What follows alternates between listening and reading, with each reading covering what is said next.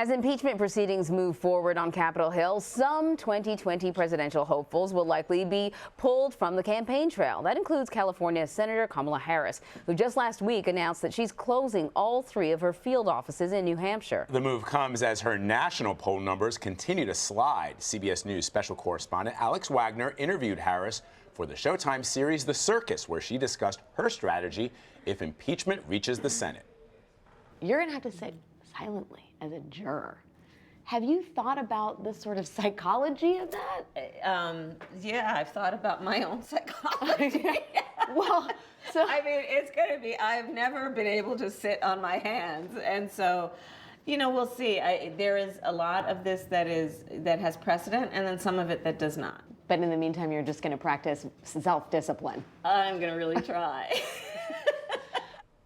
All right, Alex Wagner is here joining us now. Good to see you. Good to see you, too. All right, so all of the Democratic senators running for president support the impeachment of Donald Trump. How will this impact their campaigns, the inquiry and subsequently the impeachment if they vote on it? So the impeachment trial in the Senate requires all the senators to come back to be jurors in the trial, which means that if you are a Democrat who is running for president and would like to be in Iowa in the month of January, chances are you will be very busy in Washington being a juror in the Senate impeachment trial. That is a complicated blessing for Democrats who are eager to see the impeachment process move forward and see it transparent and open to the public. I asked Harris about that, and she said, look, we have to multitask. That's our job as senators. That's our job as American citizens. That's her job as a woman. But it's a complicated proposition. Short of cloning yourself or developing a high-technology hologram, you can't be in both places at the same time. Right. These campaigns are going to be reliant on surrogates, on people whose endorsements they have on the ground to be out there ginning up crowds, spreading the message. And then you can imagine whenever they can, they will be trying to get back to Iowa from Washington. It is good news for the Biden campaign and the Buttigieg campaign, because they do not have to be in Washington. They can stay on the road. Yeah. So meantime, this impeachment inquiry sort of grinds on. We are learning that the White House has now hired additional personnel to control the messaging or to manage the messaging. And we've seen sort of the messaging all over the place with some, I think, lawmakers trying to follow the president's lead, but it's sort of challenging. What do you make of them hiring additional personnel? Will this make a difference? I mean, if we've learned one thing in the era of Trump is that the president controls the message. Yeah. And to the degree that there is a message here that has been singular and consistent from the beginning, it is the president's message, which is fairly elegant. No quid pro quo. This is a witch hunt. Now, the Senate and the U.S. Congress has been exposed to a number of pieces of evidence that would seem to fly in the face of that contention. And so you can see Senate Republicans going all over the place in terms of what their messaging strategy is. One is there was no quid pro quo, following in line with the president. The second is there was a quid pro quo, but it doesn't rise to the level of an impeachable offense. And then the third, which is Lindsey Graham earlier this week, the White House strategy wasn't really organized enough. Incoherent. To be a quid pro quo. It's almost that last strategy, I thought I'd heard it all. But when a sitting United States senator who's a supporter of the president tells the cameras, tells reporters, look, you know what? He don't even know what he's doing. Right. So he can't be held accountable for his actions. That's what we tell him. We heard that during the Russia investigation, too. That was one of the defenses, that it's impossible for them to be this organized. Like, look what a mess the campaign was. How could they have been organized? That has been road tested before during the Mueller investigation by Lindsey Graham. And clearly he thinks it is working. And so here we are hearing it again. The best people. So the quid pro quo, the mounting number of witnesses that are, why are Republicans so focused on the whistleblower? Because there are testimony after testimony, transcript after transcript that we're getting that fall in line with the person who first came forward and who the Inspector General deemed to be credible. Everything that has come out since then from all these individuals has suggested and has confirmed that there was a quid pro quo, including the interim acting chief of staff. So I don't get it. It's a good point.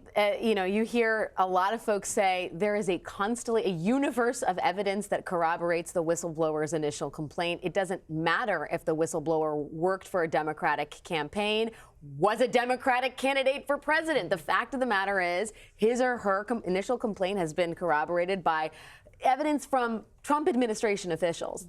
The Republicans are, none of the information that has come out has been very good for this White House. But they feel as if the CV of the whistleblower, the fact that this person may have been aligned or worked for a Democrat at one point, is enough of a hook for a defense that they are keen to reveal who the whistleblower is and to suggest that everything that has followed since, never minding that a lot of these are Trump administration officials, but that all the testimony since has been colored by partisan partisan overview. As Vlad knows, I listen to podcasts nonstop, and one of the many podcasts I listen to described it as the fruit of the poisonous tree sort of defense, that, if the whistleblower is rotten and everything came out of the whistleblower, then everything else you can throw out as well, which is a criminal defense, but not for impeachment. But listen, I want to ask you about something completely different. We just have been talking about these most recent elections. Much has been made of Virginia going sort of all Democrat, the legislature and the governor, and then a lot has been made about Kentucky, even though it was, we're talking about the governor's office is now being held by a Democrat, or I should correct. We're still looking at the votes right now, so we don't know. The Democrat has decided that he has won. The Republican has not conceded yet, but I'm not sure how much to make of that. Matt Bevin has a particularly complicated record when it comes to Kentucky. He was not in a good place 4 weeks out from this election. There was a lot of discontent among voters across the state, and a lot of people are saying, look, this is about the guy's record. You look at down ballot in that state, Republicans did very well. They flipped 2 important seats.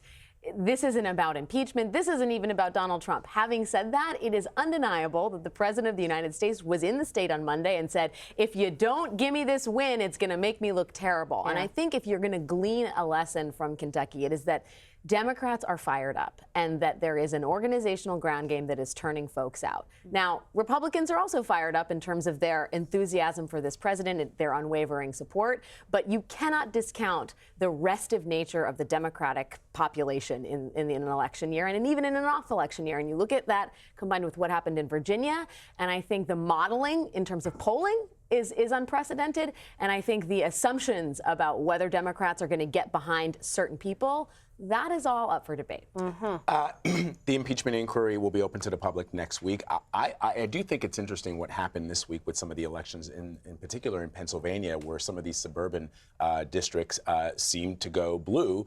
And I wonder if the drip, drip, drip that we've seen over the past couple of weeks, which has led to rising poll numbers in favor nationally of the impeachment inquiry, now hearing and seeing the testimony of these individuals will sort of galvanize the public, and you'll see, and the president and his supporters will be facing a general population that wants more and sees the quid pro quo as problematic. Okay, I think it's always important to say the national polls are one thing, but if you actually dig into the state-by-state polling, there's polling numbers that came out that showed that support for impeachment is underwater in key battleground states. In the battleground states, That's Michigan, Wisconsin, North Carolina, Ohio, Florida, Pennsylvania, Arizona, right? That means that moderate Democrats, the people who effectively gave Nancy Pelosi the speaker's battle, are going to have a careful line to tread in the coming weeks, right?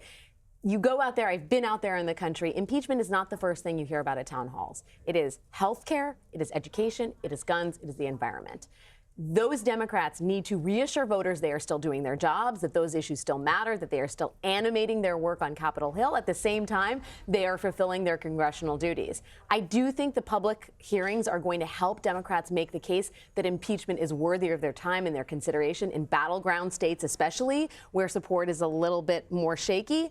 Publicized hearings are only going to solidify what you see as strong favor of impeachment proceedings and in some cases removal from office among coastal communities and in national polls. So it's interesting, before we let you go, that you make the point that those issues that are most important to voters in those battleground states is whether or not Congress is doing their job. Democrats are probably facing an uphill battle, given that they can say, well, look, we've sent legislation to the Senate. Mitch McConnell won't even bring it to the floor. They can say, well, you're not doing your job. Well, look, this is always a complicated thing, right? You can do everything.